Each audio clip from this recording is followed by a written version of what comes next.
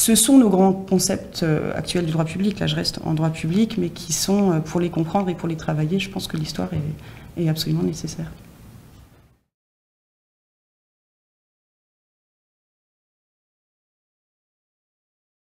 Aurore Gaillet, merci d'avoir accepté de participer à cet entretien.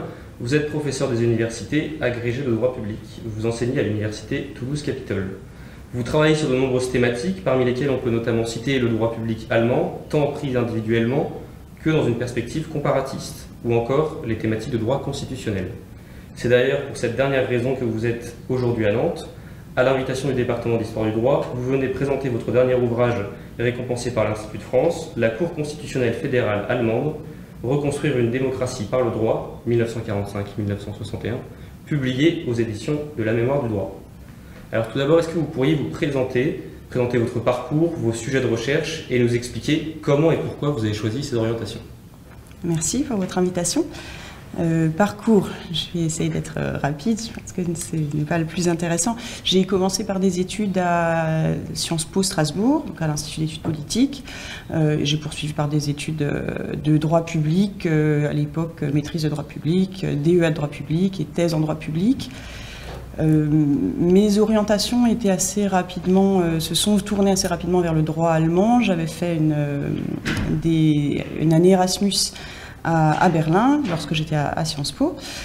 Et ensuite, j'ai eu comme directeur Olivier Jean-Jean, qui était l'un des grands spécialistes, et qui est l'un des grands spécialistes du droit public allemand, et donc qui m'a proposé mon sujet de thèse à l'époque, qui m'a conduit à travailler sur les recours de droit public dans l'Allemagne du 19e siècle.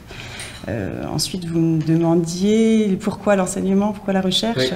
Oui. Alors l'enseignement, je crois que c'était quelque chose qui m'attirait depuis le plus jeune âge, mais je voulais être maîtresse d'école. C'était une possibilité. Ensuite, comme je me suis intéressée à l'histoire, j'aurais pu être professeure d'histoire. Et puis voilà, le chemin allant vers la thèse et vers la recherche, j'ai souhaité être enseignante.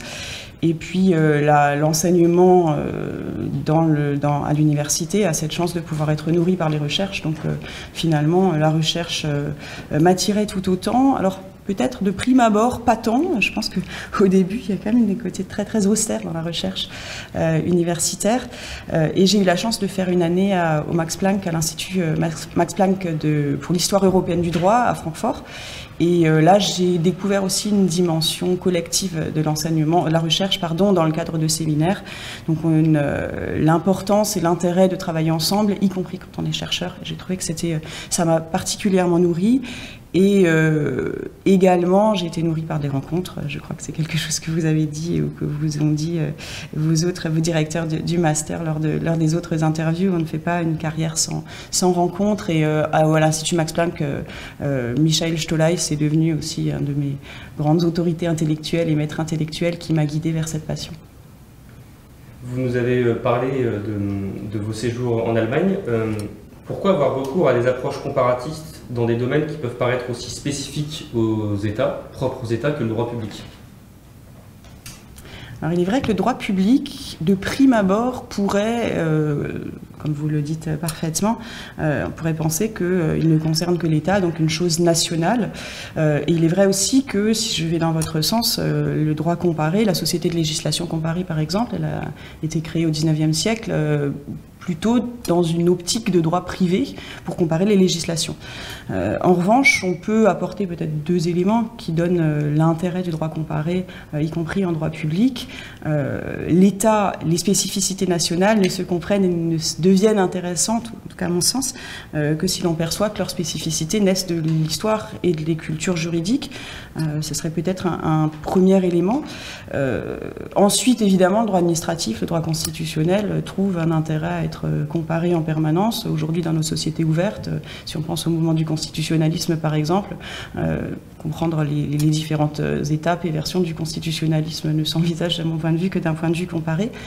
Et j'ajouterais quelque chose qui vaut pour le droit public, pour le droit privé, peut-être pour toute branche du droit, qui est l'intérêt du droit comparé en soi.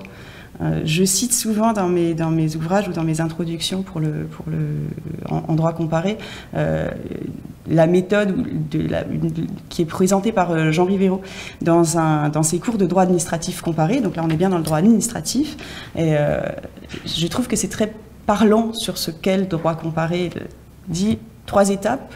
Au premier stade, on compare pour apprendre, pour comprendre l'autre. Donc on décentre finalement son regard. Pour comprendre, on a vraiment cette première étape. Deuxième étape, ce qu'on a appris de l'autre nous permet de comparer. Le droit comparé est une méthode d'examiner les différences, les analogies entre 2 systèmes.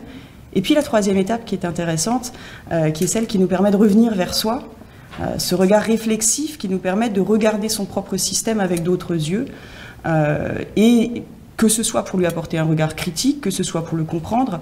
Et donc ces étapes-là me semblent absolument passionnante, quelles que soient les branches du droit, donc droit public, droit privé. Voilà, c'est un guide pour moi dans cette intégration permanente du droit comparé dans mes objets de recherche. Vous êtes professeur de droit public, pourriez-vous brièvement nous expliquer en quoi consiste le droit public et quels sont à vos yeux les intérêts de la matière? Alors, vaste question.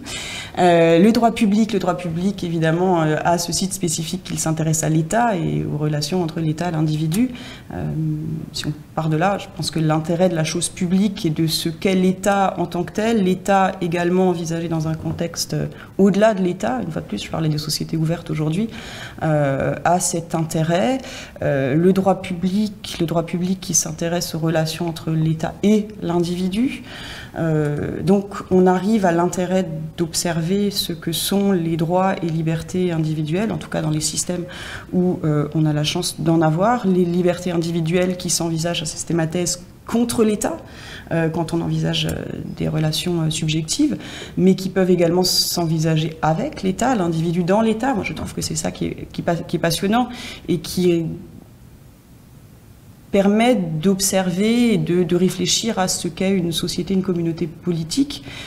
Et j'ajouterais alors ici peut-être une dimension qui n'est pas spécifique au droit public dans son intégralité, mais au droit public, au droit constitutionnel. Le droit constitutionnel a une valeur ou une dimension intrinsèquement politique. Et dans ce sens-là, moi, je trouve que c'est extrêmement intéressant. Bien sûr, la dimension normative, la dimension contentieuse sont passionnantes également. Je travaille sur la justice constitutionnelle, donc bien sûr, ces dimensions m'intéressent. Mais le droit constitutionnel en tant que droit politique a aussi ceci d'intéressant qui nous permet d'interroger des concepts clés de nos sociétés actuelles, la démocratie, l'état de droit notamment. Et ma dernière question, nous sommes une association d'historiens du droit, vous êtes invité aujourd'hui par le département d'histoire du droit de la faculté de Nantes, et votre dernier ouvrage, tout comme votre thèse, ont une perspective résolument historique. Pourquoi ce choix et comment l'articuler avec une formation de juriste positiviste, même si vous ne serez pas forcément d'accord avec le terme employé? Alors peut-être pour ma formation, moi je n'ai pas fait une formation positiviste puisque je viens d'un institut d'études politiques et que, je vais commencer par contrer ce que vous dites là, moi il m'a manqué dans mes études, à l'époque à Sciences Po, à Strasbourg en tout cas on n'avait pas de droit privé.